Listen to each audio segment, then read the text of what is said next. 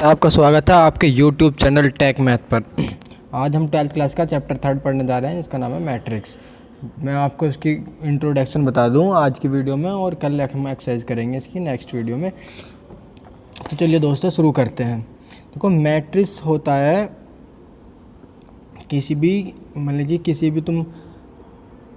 तुम्हारी कोई भी डाटा है उसे एक स्पेसिफिक ऑर्डर में रखना। यानी कि जैसे कि मान लो राधा नाम की कोई लड़की है, फौजियाई नाम का कोई लड़का है, सिमरन नाम की कोई लड़की है। इनके पास 15 नोटबुक 6 पेन है, इसके पास 10 नोटबुक और 2 पेन है, और उसके पास 13 नोटबुक और 5 पेन है। तो इन्हें एक स्पेसिफिक उसमें रख दिया हमने बॉक्स में, 15 10 13 और 6 2 5 इस तरह से लिख के। तो ये एक मैट्रिक्स हो गई। क्या हो गई? एक मैट्रिक्स हो गई। तो इसमें अब जनरली जानकारी बता दूं, मैट्रिक्स में क्या क्या एलिमेंट होते हैं, क्या क्या उसके वो होते हैं, जिससे हम आगे की क्वेश्चन करने में आसानी रहे। देखो, जो इस तरह से होती है, जैसे ये रो हो गई पूरी, एक 15 6 की, एक फर्स्ट रो हो गई, सेकंड रो हो गई ये 10 और 2 की, और थर्ड रो हो गई 13 और 5 की। तो इसमें 3 रो हो गई हैं। और जो ऐसे गिनते हैं 15 10 13, ये हो गई फर्स्ट कॉलम, और 6 to 5 ये हो गए सेकेंड कॉलम। ये होते हैं कॉलम। जितनी भी इसमें कॉलम होते हैं उतनी कॉलम गिनते हैं, जितनी रो होती हैं उतनी ही रो होती है। फिर एक चीज़ और इसमें होती है कि जो ये है 15 6 10 2 13 5, ये सब क्या है? या तो एलिमेंट या एंट्रीज ऑफ मैट्रिक्स बोलेंगे इन्हें, एलिमेंट ऑफ मैट्रिक्स बोलेंगे, या एंट्रीज ऑफ एलिमेंट बोलेंगे किन्हें, 15 6 10 2 13 5 जितनी भी चीज़ें हैं ये सब एलिमेंट कहलाएंगे मैट्रिक्स के। Order of matrix, order of matrix क्या होता है? रो, नंबर ऑफ रो कितनी है इसमें, जैसे इसमें कितनी रो थी, 1 2 3, 3 रो थी 3, और कॉलम कितनी थी, नंबर ऑफ कॉलम 2। तो 3 × 2 की ये ऑर्डर हो गया इस मैट्रिक्स का। किस वाली मैट्रिक्स का है ये? इस वाली का है। इसमें m × n की है। और एक चीज़ और बता दूँ इसमें मैं, कि जैसे ये एलिमेंट है तो इस एलिमेंट को बोलेंगे A11 एलिमेंट, यानी कि फर्स्ट रो फर्स्ट कॉलम। और इसी तरह से ये क्या होएगा, A12 first row second column, row पहले की गिनी जाती है, कॉलम बाद में। तो ये तो मैंने बता दिया मैट्रिक्स कैसे होती है, इसे कैसे डिफाइन करते हैं, ठीक है ना। अब टाइप ऑफ मैट्रिक्स पे आ जाओ। टाइप ऑफ मैट्रिक्स में कॉलम मैट्रिक्स, कॉलम मैट्रिक्स वो होती है जिसमें नंबर ऑफ कॉलम 1 हो, जैसे इसमें एक ही कॉलम है तो वो हो गई कॉलम मैट्रिक्स। उसके बाद आती है रो मैट्रिक्स। रो मैट्रिक्स जैसे नाम से ही लिखा हुआ है इसमें रो मैट्रिक्स है। रो मैट्रिक्स में नंबर ऑफ रो कितनी होंगी, एक ही होगी।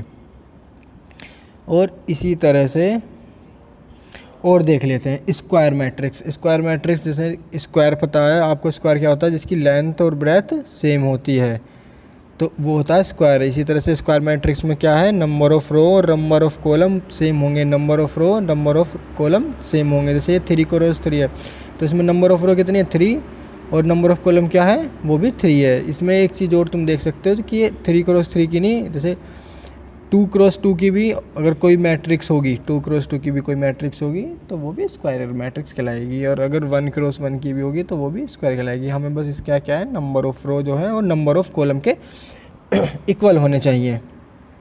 नंबर ऑफ रो किसके इक्वल होने चाहिए, नंबर ऑफ रो के जो है वो इक्वल होने चाहिए। वो सारी स्क्वायर मैट्रिक्स आते हैं। अब स्क्वायर मैट्रिक्स के बाद आते हैं डायगोनल मैट्रिक्स। तो डायगोनल किसे कहते हैं, पहले मैं डायगोनल बता दूं। डायगोनल बोलते हैं जब जैसे कोई स्क्वायर हो और उसके बीच की जो ये लाइन होती है अपोजिट कॉर्नर की, इसे डायगोनल बोलते हैं। तो इसी से बना है इसका डायगोनल मैट्रिक्स। डायगोनल मैट्रिक्स सबसे पहले तो एक स्क्वायर मैट्रिक्स होगी। अगर स्क्वायर मैट्रिक्स नहीं है तो वो डायगोनल मैट्रिक्स कभी नहीं हो सकती। स्क्वायर मैट्रिक्स होना से ज़रूरी है। स्क्वायर मैट्रिक्स के बाद ही वो डायगोनल होगी। फिर इसका क्या है कि जितने भी एलिमेंट इसके डायगोनल में आएंगे वो सारे एलिमेंट को छोड़कर बाकी सभी एलिमेंट 0 होंगे। जैसे इसमें तुम देख सकते हो ये एलिमेंट भी 0 है, ये वाला एलिमेंट भी 0 है, और इसका ऑर्डर क्या है, 2 × 2। जैसे डायगोनल मैट्रिक्स का एक एग्जांपल और ले लो, जैसे 4 2 13, और बाकी सारे एलिमेंट क्या होगा इसके, 0 0 0 0। तो ये कैसी मैट्रिक्स हुई, डायगोनल मैट्रिक्स हुई। डायगोनल एलिमेंट क्या है, 4 to 13 है, बाकी सारे एलिमेंट क्या हैं, 0 हैं। ये हो गए डायगोनल मैट्रिक्स। इसके बाद स्केलर मैट्रिक्स होती है। स्केलर मैट्रिक्स में क्या होता है, जितने भी एलिमेंट होते हैं, कौन से एलिमेंट, डायगोनल एलिमेंट होते हैं। यही एक तरह से समझ लो डायगोनल मैट्रिक्स का ही एक पार्ट है। इसमें क्या होता है, डायगोनल मैट्रिक्स तो है ही ये, बट साथ ही साथ जितने भी डायगोनल एलिमेंट है वो सारे क्या होंगे, सेम होंगे। जैसे इसमें -1 सेम है। अब ऐसे भी हो सकता था 5 0 5, तो ये भी एक क्या होता, स्केलर मैट्रिक्स होती। ये 3x3 में भी हो सकती है, जैसे 5 0 0 0 5 0 और 0 0 5, तो ये कैसी होगी, 3x3 की मैट्रिक्स हो गई। और ये स्केलर हो गई। स्केलर एलिमेंट ही मतलब कि स्केलर एलिमेंट कोई भी एलिमेंट हो सकता है, 0 नहीं होना चाहिए। और दूसरी बात क्या है, वो सेम होना चाहिए, सारे कैसे होने चाहिए, सेम होने चाहिए। इसके बाद आती है आइडेंटिटी मैट्रिक्स। आइडेंटिटी मैट्रिक्स में क्या होता है कि इसके डायगोनल एलिमेंट क्या है, 1 होगा, सिर्फ क्या होगा, 1 होगा, 1 0 0 1, ये होती है आइडेंटिटी मैट्रिक्स। ये 3x3 में भी हो सकती है, 4x4 में भी हो सकती है। बस क्या होना चाहिए, बशर्ते इसके डायगोनल एलिमेंट 1 होने चाहिए। ये हो गई आइडेंटिटी मैट्रिक्स, ठीक है ना। इसके बाद लास्ट बचता है जीरो मैट्रिक्स। जीरो मैट्रिक्स में यानी कि जिसके सारे एलिमेंट 0 हों।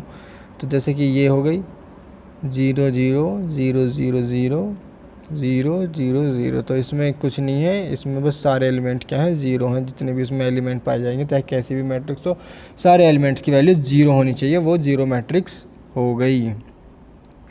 अब एक चीज़ और देख लेते हैं बस, इसके बाद ये आज का टॉपिक यहाँ लास्ट हो जाएगा। Equality of matrix. Equality of matrix यानी कि कोई दो मैट्रिक्स हैं, मैट्रिक्स ए मान लो, मैट्रिक्स बी मान लो, ये इक्वल है। तो ये इक्वल हो सकते हैं, इसे इन दोनों को इक्वल होने की सिर्फ 2 ही कंडीशन है। 2 कंडीशन है, कितनी कंडीशन है, 2 कंडीशन, 1 2। ज़्यादा डेफिनेशन में बता रहा, सिंपल बता दूंगा कि इनके ऑर्डर जो हैं, ऑर्डर क्या होने चाहिए, वो सेम होने चाहिए दोनों के। अब कहोगे ऑर्डर क्या है, भूल गए ऑर्डर, जल्दी भूल गए। ऑर्डर होते हैं 3x3, ये ऑर्डर ऑफ मैट्रिक्स ए हो गया। अगर ए का 3x3 है तो बी का भी 3x3 होगा। ऑर्डर क्या होने चाहिए, सेम होने चाहिए। जैसे अगर ए का 2x3 है तो बी का क्या होगा, बताओ जल्दी जल्दी बताओ, 2x3।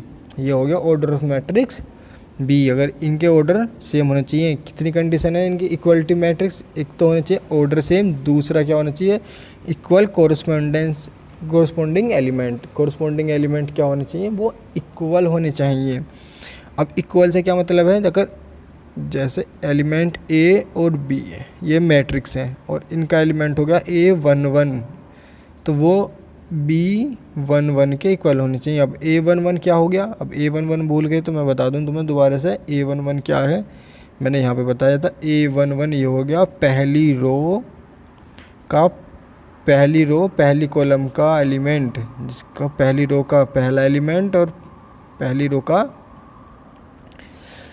पहली कॉलम का एलिमेंट, तो ये होता है A11। तो इसी तरह से अब देख लो तुम, कोरस्पॉन्डिंग एलिमेंट यानी कि अगर A11 जो है वो B11 के, और A22 यानी कि कोरस्पॉन्डिंग एलिमेंट्स हमेशा वो क्या होने चाहिए, इक्वल होने चाहिए। सभी एलिमेंट, ऑल एलिमेंट, जितने भी एलिमेंट है, ऐसे नहीं कि A11 तो इक्वल है पर A12 और A12 जो है नॉट इक्वल टू होगा B12 के। तो ऐसी कंडीशन में क्या होगा, ये इक्वलिटी मैट्रिक्स नहीं होगी। इक्वलिटी मैट्रिक्स का मतलब सिंपल यही हो गया कि जैसे इसकी इक्वलिटी मैट्रिक्स क्या होगी, इसकी इक्वलिटी मैट्रिक्स यही होगी 4 5 7 3 2 9 10 12 13। अब देखो ये दोनों मैट्रिक्स कैसी हो गई, इक्वल हो गई। ये देखो ये 3x3 है, ये भी 3x3 है, ऑर्डर क्या हो गए, सेम हो गए। दूसरी बात क्या है, ये 4 है तो ये भी 4 है, ये 5 है तो 5 है, 7 है तो 7 है, कोरस्पॉन्डिंग एलिमेंट क्या हो गए, वो इक्वल हो गए।